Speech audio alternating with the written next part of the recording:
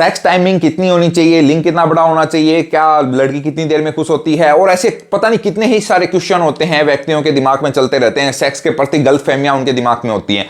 तो आज इस वीडियो में डिटेल बाय डिटेल एक एक गलतफहमी को दूर करूंगा, हर प्रकार की, चाहे वो टाइमिंग से हो, बच्चा से हो, स्पर्म काउंट से हो, या आपके मास्टरबेशन से रिलेटेड हो। हर प्रकार की गलतफहमियां मैं सेक्स से रिलेटेड यहां आपकी सारी मैं दूर कर दूंगा इस वीडियो में।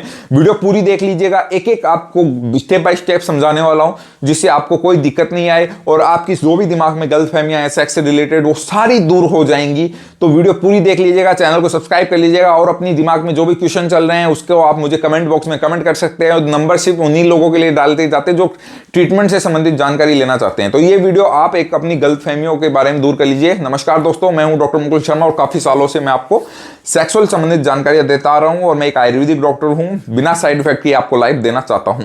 ठीक है, तो सबसे बड़ी गलतफहमी आज के बारे में स्टार्ट कर रहे हैं हम, वो है आपकी टाइमिंग से रिलेटेड। पहली सबसे बड़ी गलतफहमी आपके दिमाग में आती है टाइमिंग, कि सेक्स टाइमिंग कितना होना चाहिए।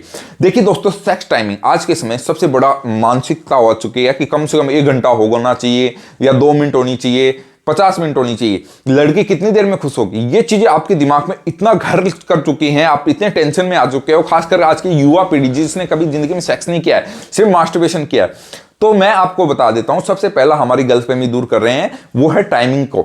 टाइमिंग हमेशा 15-20 मिनट एवरेज टाइमिंग होती है, इससे ज्यादा कर आप कभी भी अपने शरीर को स्वस्थ नहीं रख पाएंगे। दूसरा, इसके अंदर ही मैं आपको एक चीज और समझा देता हूं कि 1 मिनट 2 मिनट टाइमिंग नहीं होती है, 15 मिनट की एक एवरेज टाइमिंग होती है। अगर आप ये बना लेते हैं, और कैसे बना सकते हैं उसके लिए मैंने बहुत सारी वीडियो बनाई हुई है, और आप नेचुरल तरीके से बना सकते हो, उसके लिए आप चैनल पर जाकर देख सकते हैं।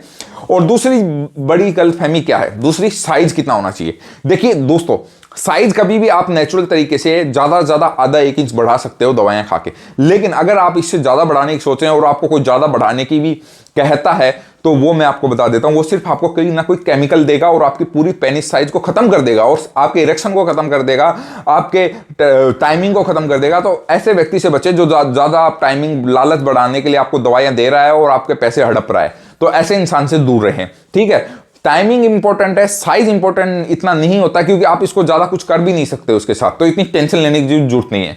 ठीक है, ये सबसे बड़ी दूसरी गलतफहमी थी। तीसरी इसी के अंदर कि लड़कियां कितना लंबा मोटा लिंग में खुश होंगी, टाइमिंग में कितना खुश होंगी, इस चीज में डिप्रेशन में रहते हो, तो ये मैंने आपको बता दिया है कि आपका साइज चल जाएगा, लेकिन टाइमिंग इंपॉर्टेंट है। ये आपकी तीसरी बड़ी गलतफहमी होती है। चौथी, मास्टरबेशन करना बहुत अच्छा है, बुरा है, ये आपके दिमाग में बहुत चलता रहता है। देखिए, मास्टरबेशन करना बिल्कुल गलत है।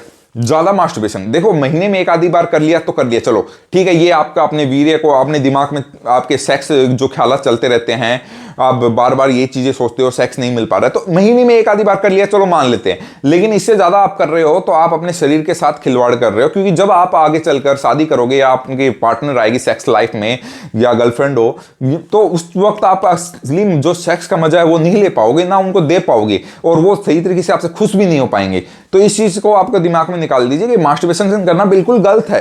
ठीक है, ये आपकी चौथी बड़ी गलतफहमी होती है कि मास्टरबेशन, कंफ्यूजन आपकी दूर हो जाती है। 5वीं बड़ी गलतफहमी आपकी ये है कि मास्टरबेशन करने से क्या बच्चा पैदा नहीं होगा। देखिए, मास्टरबेशन करने से बिल्कुल आपके स्पर्म काउंट की कमी आती है, और जब डाइजेशन प्रॉब्लम आ जाती है और स्पर्म काउंट की कमी आ जाती है, तब क्या होता है, ऑब्वियसली बात है, जब स्पर्म काउंट की कमी होगी तो बच्चा कैसे होगा। लेकिन आपका अगर स्पर्म काउंट की कमी नहीं आई है, आप चेक करा सकते हैं, तो आपको बच्चा करने में कोई दिक्कत नहीं आएगी।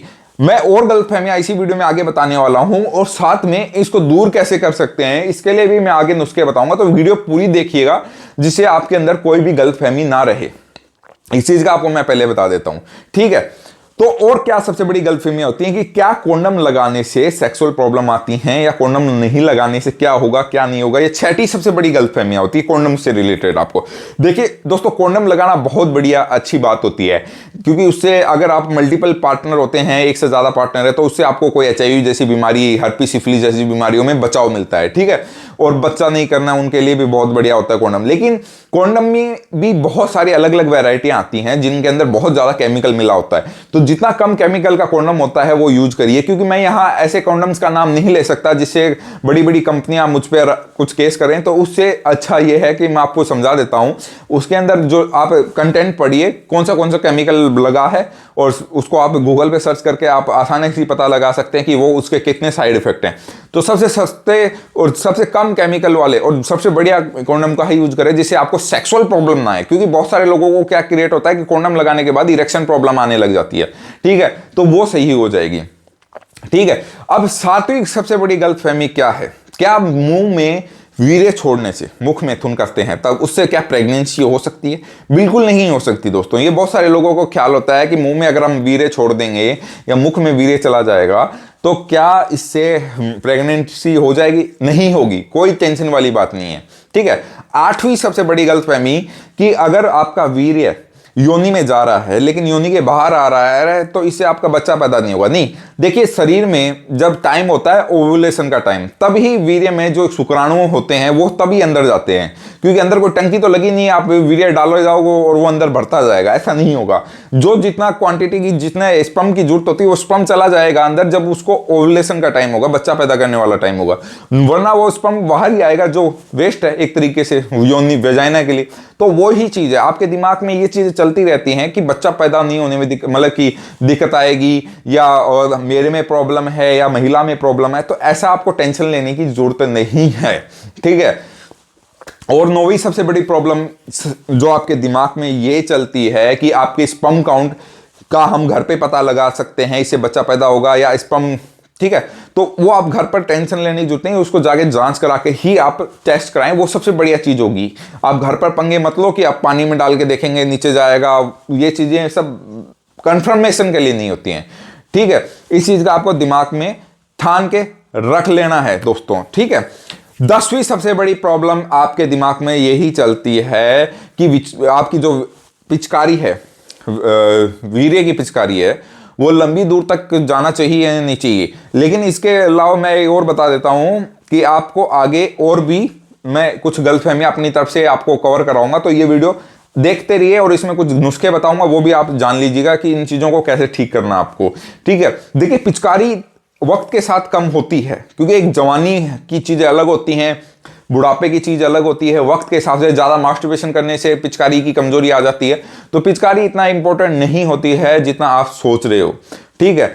आपका स्पर्म अंदर वेजाइना में गिर गया तो आपका जो जरूरत होगी क्वांटिटी की वो अंदर चला जाता है और बच्चा कर देता है, तो इतना आप टेंशन लेने की कोई जरूरत नहीं है, ठीक है। इस चीज का ध्यान रखिएगा, ठीक है।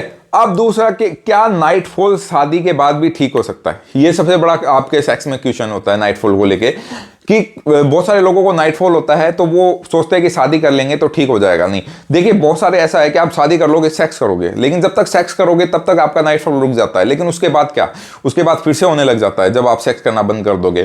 तो यही चीज है, ऐसे ठीक नहीं होती चीजें, उसके लिए आपको एक्सरसाइज प्रॉपर वो चीजें करनी होंगी।